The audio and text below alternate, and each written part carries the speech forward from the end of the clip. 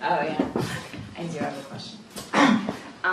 So obviously your entire book is about basically being obsessed with Jordan. Andrea is obsessed with Jordan, and it ultimately, but not, well, I don't want to ruin it, but there's a lot of destruction that happens in the interim, and I was wondering if you thought that kind of intensity and passion for somebody has to be ultimately destructive. Like, can it have a positive force for anybody's life, or is it just, it burns out? It's like, it's not sustainable. Whoa. Well, my water glass has something to say about that. I guess I would have to say that I do think it's ultimately kind of destructive. I think that, at least in the case of this book, there's sort of two different personality types at play, both of which are kind of addictive in certain ways. And I think that when two people who are kind of addictive, needy, looking for something that they don't have, come together in that way, it does tend to burn itself out. And I think I guess it's possible to be really, really obsessive on your own. Like, I think we've done good jobs of that in our lives. But I think that it's that sort of connection that's obsessive that is, in the end, pretty detrimental. Yes, that's what I have to say about that. Anyone else have questions? Because we could just leave. There's a window in the bathroom that I could climb out of. I considered doing that before the meeting because I like leaving places. Yes? So I have a question. So I don't know if anyone here knows this already, probably some of you do, but so the form of the book is sort of hybrid, right? It's not just straight prose, but it comes in, they're like, screenplays sort of woven in, or scripts. And so can you tell us a little bit about that, how that happened, or how that made sense to you in writing it? Yeah.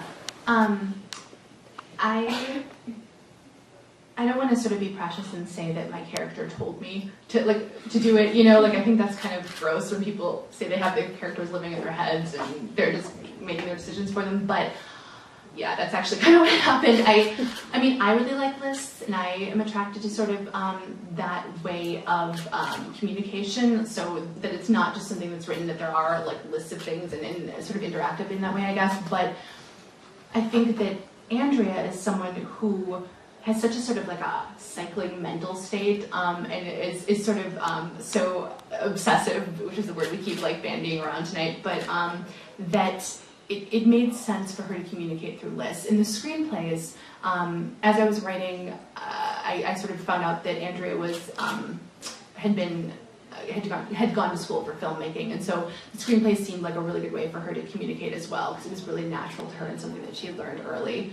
So it wasn't some sort of a bid to be postmodern or whatever it's being called. It was just, it sort of really naturally felt like Andrea's voice to me. And it felt like a good way of getting us in her head in a way that would be kind of difficult at times. Like, you're just so in there with her, and that's kind of the effect that I wanted to give. So yeah. Yeah. Do you ever find yourself over-empathizing with your characters and sort of did you ever find yourself getting stuck in that? Like, when you're too close to a friend and you keep hearing about their problems and then you just eventually don't know what to tell them about their problems? Am I making sense? Like, yeah. Did you ever get too entangled with your characters to the point where you were like, I don't know what these people's problem is, I'm just going to put this over here and write about puppies? Well, I do have a whole novel about puppies coming out. Not really. Yeah, I think there's like two different ways of answering that. One is that there was a way in which I am too kind to my character sometimes, at least on a first draft, and I have to push myself to be a little less kind, because it is really hard to do sort of horrible things. And I always think of, I don't even like Stephen King, but Misery is the book where I think like the woman was hobbled in the book, and then in the movie they decided that was too much, and like I always try to push myself to hobble my characters more, because I feel like that's really hard for me to do. So in the sense of being too close, like my issue is do I get too kind because I'm too close? Mm-hmm. And then to answer sort of the other part of your question, I think there's a point in any writing process with like something long where you start to get a little too close to it, and that's why you have readers and other people to sort of say like, hey, this is not working, and you got to do this here, and this is why you have wonderful editors and things of that nature. So yeah. Yeah. So did you start writing it as a screenplay and it was a conversation in your head, and then you moved it to a novel, or what? And then question is, don't you feel comfortable here in the Booksmith? Do you really want to jump out the window? Is this not an accepting place to? No, Booksmith is awesome, and like I said, I would tell you if it wasn't.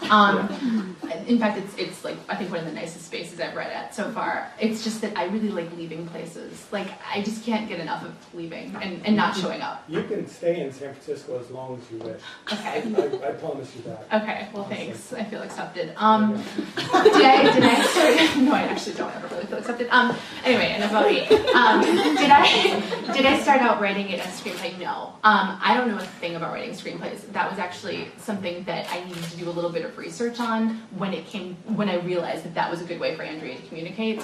And that was just something that came up in the course of writing it again, just came out of her character. Other questions? Yes. What would Jordan say if she read this book? What would Jordan say if she read this book? I don't think she'd recognize herself. She'd probably think it was an interesting story. She might want to sleep with Andrea, but I don't think she'd know she was in it. Other questions? Why is that? Why is that? Yeah. Because I don't know that Jordan has a lot of ability to see herself clearly. And I think that also there's the question of does Jordan read? Now that I think about it, like I don't know that Jordan reads. I mean, not that she can't read. I'm sure she, but she reads like Clive Cussler, so I don't think she'd read this. But yeah, I don't think she has a lot of understanding of herself and how she functions in the world. So probably she would sort of miss what was her in here.